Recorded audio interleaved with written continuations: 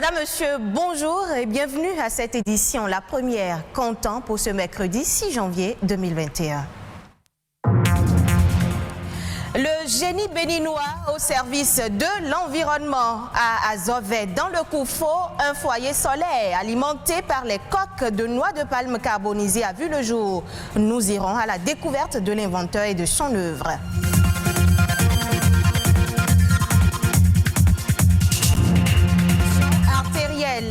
Un trouble cardiovasculaire fréquent. Elle est un problème majeur de santé, mais ce mal peut être traité et même évité. L'usage abusif d'antibiotiques est une menace pour la santé. Les antibiotiques sont des médicaments qui sauvent des vies, certes, mais peuvent abîmer les défenses naturelles de l'organisme.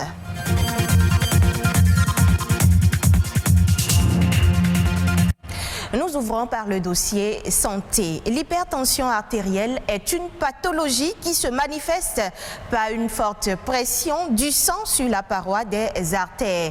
Elle implique des troubles cardiaques et vasculaires. De nos jours, elle sévit et fait passer plusieurs personnes de vie à trépas.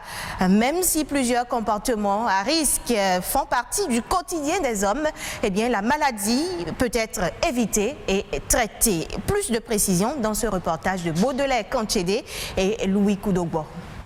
L'hypertension artérielle est une maladie silencieuse et dangereuse. Une personne adulte sur 3 en souffre dans le monde, selon l'Organisation mondiale de la santé. L'hypertension artérielle, un mal dont les causes sont multiples. Il y a dans un petit pourcentage des cas, 5 à 10% des cas, des causes précises, identifiables et curables, souvent des malformations ou des dysfonctionnements d'un organe précis. Certaines maladies des reins peuvent donner spécifiquement une pression artérielle, mais dans la grande majorité des cas, l'hypertension artérielle relève de mécanismes complexes, divers, enchevêtrés. C'est le cas de l'hypertension artérielle essentielle de l'adulte. Les facteurs de risque, vous avez l'obésité. Donc vous avez l'absence d'exercice physique. Il y a l'alimentation. Quand l'alimentation est trop riche en sel et trop riche en lipides, donc l'alimentation riche en cholestérol, donc la personne peut faire facilement et très vite l'hypertension artérielle. Pour éviter d'être hypertendu, des comportements sains sont à adopter au quotidien. Il y a des choses dont la consommation est, disons, encouragée, les fruits et légumes. Parce qu'il y a des substances dans les fruits et légumes qui peuvent améliorer le fonctionnement des vaisseaux et du cœur et prévenir la survenue d'une hypertension artérielle. En dehors des questions alimentaires, il y a l'entraînement physique qui favorise la normalisation de la pression artérielle. Marcher, nager et faire globalement beaucoup d'exercices physiques. Globalement, si on peut faire 30 à 45 minutes tous les jours, c'est bon. C'est pour ça qu'on recommande à tout le monde de faire prendre sa tension artérielle au moins une fois par an, même si tout va très bien. Une recommandation du médecin pour aider les malades à contrôler périodiquement leur tension artérielle. Un geste simple à multiples bénéfices. Si et seulement si chaque individu respecte les traitements non médicamenteux. Le traitement non médicamenteux consistera à limiter, par exemple, les substances qui vont élever la pression artérielle, comme le sel alimentaire, comme le café, les excitants divers. Limiter ces substances-là qui font partie de l'alimentation. Et puis il y a des substances qu'il faut interrompre parce qu'elles ne font pas partie des besoins. Par exemple, fumer la cigarette. L'hypertension artérielle est une pathologie qui peut se manifester chez tout homme du fait de certains facteurs comportementaux. Contrôler alors quotidiennement sa tension artérielle est un geste simple mais salutaire que tout être doit pouvoir faire pour réguler sa tension.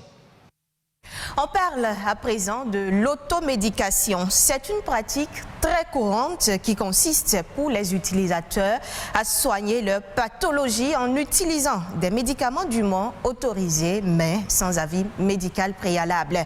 Et dans le cas des antibiotiques, s'ils sont pris de façon abusive ou inadéquate, eh bien, ils peuvent avoir un effet contraire, voire même abîmer les défenses naturelles de l'organisme.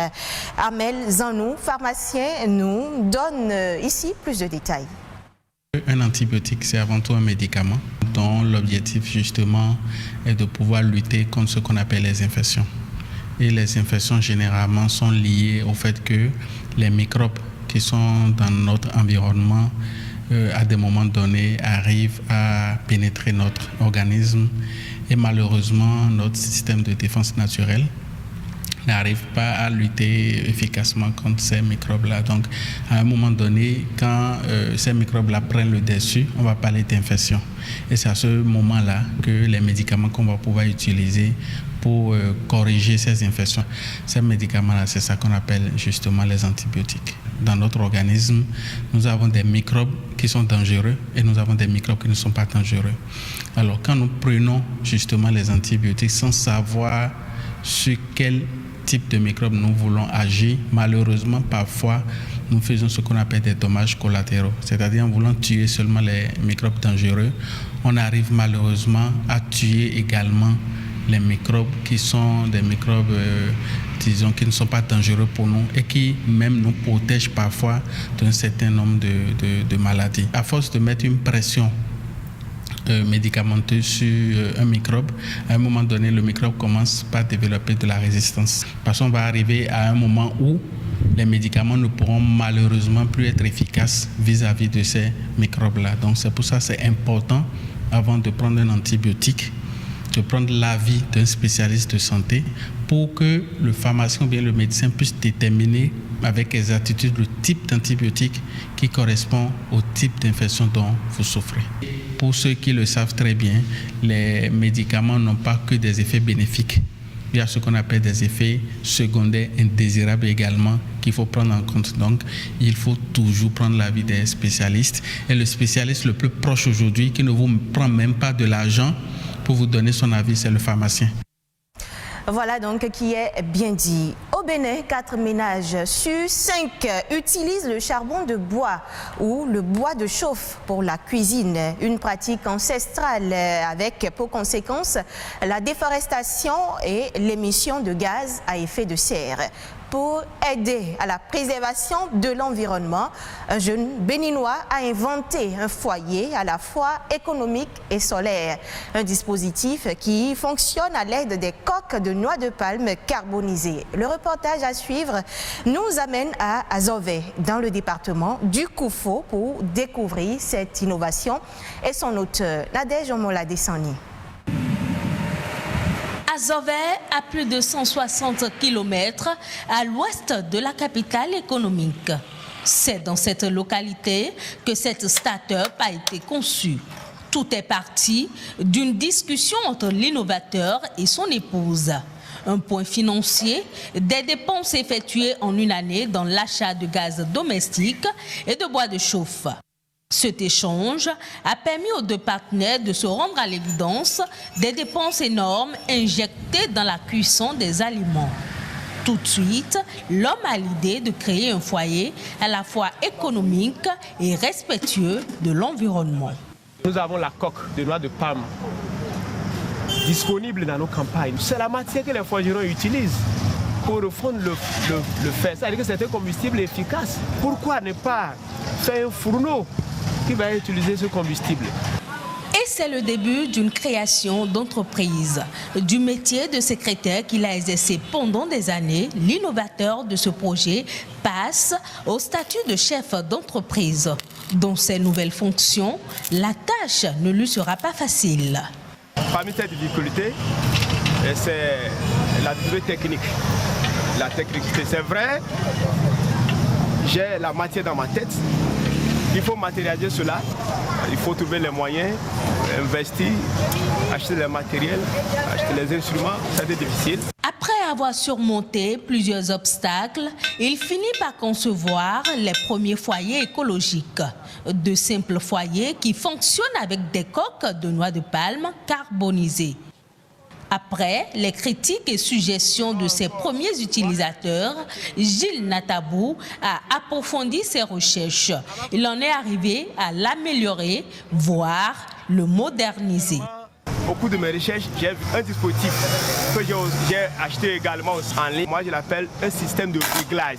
Ouais, on n'a plus besoin de prendre l'éventail pour activer le feu. Avec le souffleur, vous allez brancher seulement et augmenter un peu le volume. Et ensuite, on ne peut pas faire d'autres choses. Conçu il y a seulement quelques mois, le foyer est aujourd'hui la première option de cuisson de nombreux ménages de cette localité et même des grandes villes. J'utilisais les foyers traditionnels qui fonctionnent avec les sciures de bois. Chaque mois, j'achetais 3 sacs de 50 kg qui me reviennent à 6 000 francs. Depuis que j'ai connu les foyers solaires, j'économise énormément. 3 bassines de coque vendues à 1 000 francs, la bassine couvre le mois. La jeune entreprise, qui a déjà généré 5 emplois, est aujourd'hui en difficulté. Selon le promoteur, un financement d'environ 5 millions de francs CFA pourrait relancer les activités et favoriser la fabrication mensuelle de 40 foyers écologiques et donc une production d'environ 500 foyers par an. Place à quelques informations hors du Bénin. Au Togo, l'on tend vers une hausse des tarifs des péages routiers. Depuis près de 15 ans, ces tarifs n'ont pas connu d'augmentation au Togo. Mais la donne devrait changer cette année alors que l'État poursuit ses efforts de modernisation de réseaux routiers. Le besoin de financement pour l'entretien régulier des routes revêtues, non revêtues, s'élève à environ 30 milliards de francs CFA, tandis que les ressources budgétaires totales mobilisées se situent en moyenne autour de 17 milliards par an.